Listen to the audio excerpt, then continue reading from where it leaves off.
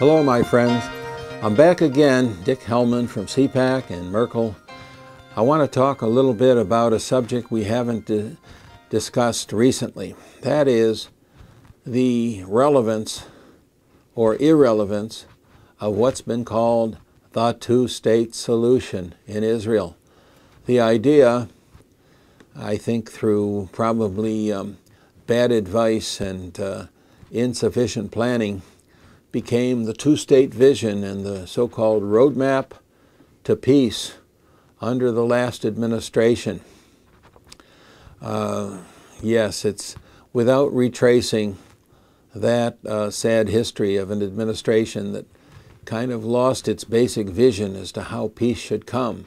Peace should come when the parties, be it Israel and the Palestinian and other Arab nations, have come to an agreement, and they need a little bit of assistance and help from America and from others to implement the plan that they have basically agreed upon. This is how the Camp David Accords between Israel and Egypt occurred, and also the Jordanian-Israeli peace agreement. Both of those have lasted. Both of those have been mutually advantageous to the nations involved, and today are arguably more important than ever before as they undergird a tacit alliance among the nations that oppose the rising influence of the Iranian theocracy. But let's think about the implications of the latest version.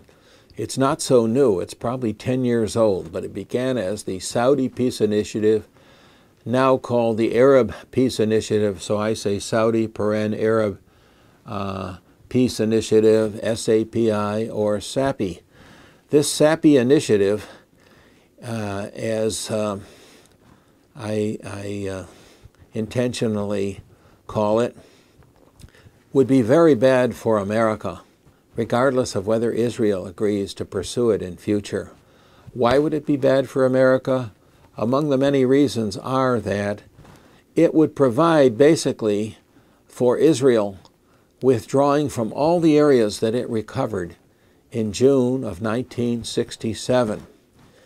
And after those artificial truce lines from 1949 to June 4th, 1967 had sliced and diced Israel, created the Gaza Strip as an independent area, the West Bank, so-called, which is really Judea and Samaria, East Jerusalem, which really was most of the best areas of Jerusalem all around, not just to the east, and of course the Golan Heights, and a part of the shoreline of the Sea of Galilee or Lake Kinneret, and rights on the Sea of Galilee. All of these were recovered from the Arab nations in June of 1967, and Israel became whole and integral once again. And yet today, if, according to this Saudi or Arab Peace Initiative, Israel was to relinquish all of this land, every square inch, that's what's really called for, it would mean that areas where over 750,000 Jewish citizens live, more than 750,000. And if history is any guide, the Arab and Muslim rulers never compromise. They demand that every last Jew leave, and every last vestige of Jewish civilization in those areas is abandoned and usually destroyed. This is what happened to the communities in the Sinai when Israel withdrew, such as the beautiful city of Yamit. This is what happened in Gaza when Israel withdrew. And of course, this is what happened in Lebanon when Israel pulled its peacekeeping forces out. But I hasten to add, Israel never claimed or wanted a permanent place in southern Lebanon, although they helped the people greatly and to this day still provide safe, clean drinking water to them.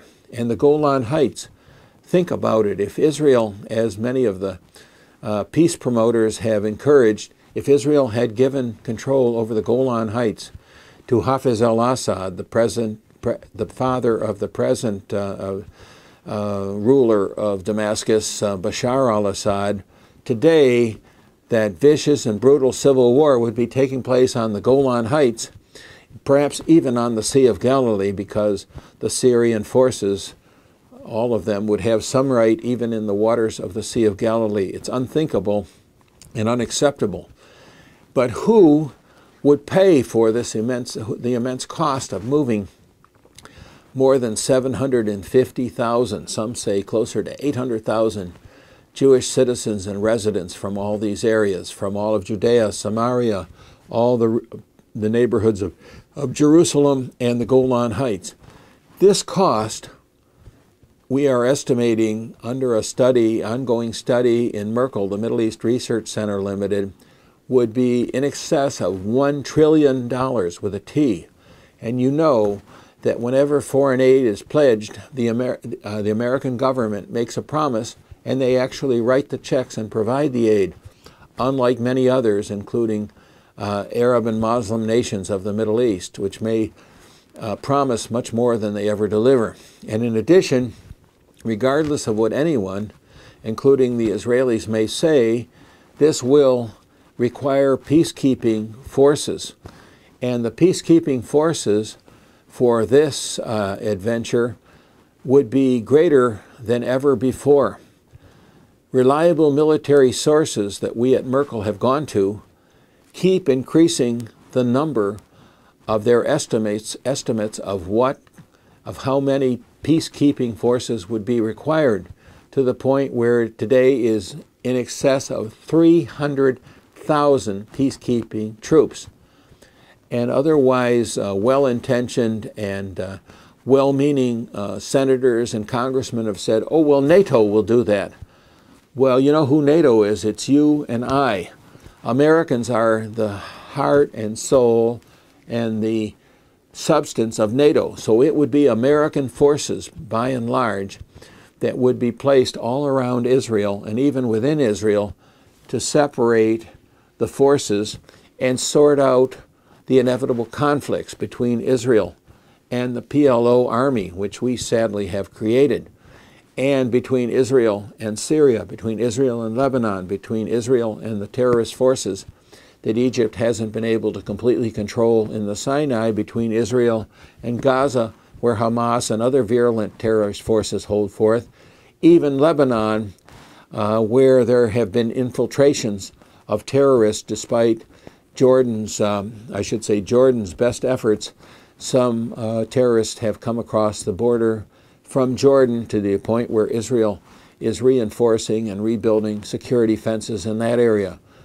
This will be totally unacceptable to the American public, as it should be, particularly because when all of this is done, by every reliable lesson of history and experience, we see that each time Israel has given away land, it has not produced a permanent peace or a reconciliation between Israel and the Palestinian and other Arab and Muslim authorities. Instead, it has whetted their appetite to control and to conquer more of Israel. So Israel has been whittled down to a small vestige of what initially was intended to be Israel under the Palestine Mandate after World War I. That's another whole historic lesson.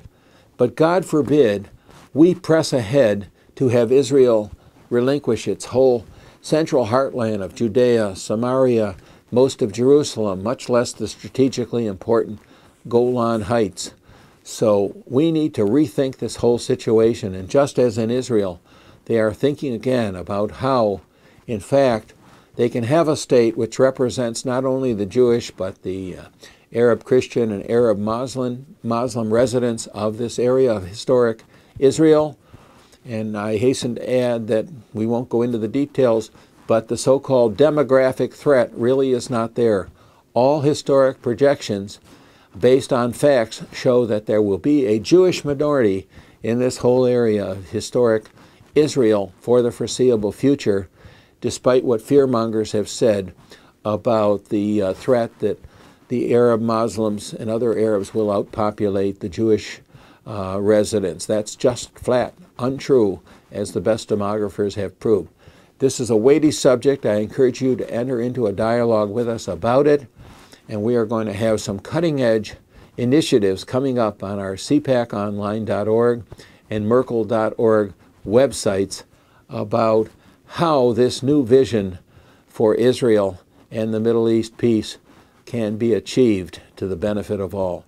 Thank you. God bless you. Thanks for joining or renewing in CPAC or giving with generous tax-free contributions to Merkel. We shall overcome. We will get the job done. And by the grace of God, as we say, or Bezrat Hashem in Hebrew, we can, in this new year, as we continue to plan for our big Merkel Miracle Mission, January 22nd of 2016, we are going to see whole new policy initiatives, and with Christians, Jews, and others of good faith in America come forth and support such initiatives as the one I've described today that produce more peace, more security, and more well-being for Israel and the other Middle East nations and for America than the old discredited policy and plans have done. Thanks again. God bless you, and speak to you again next week.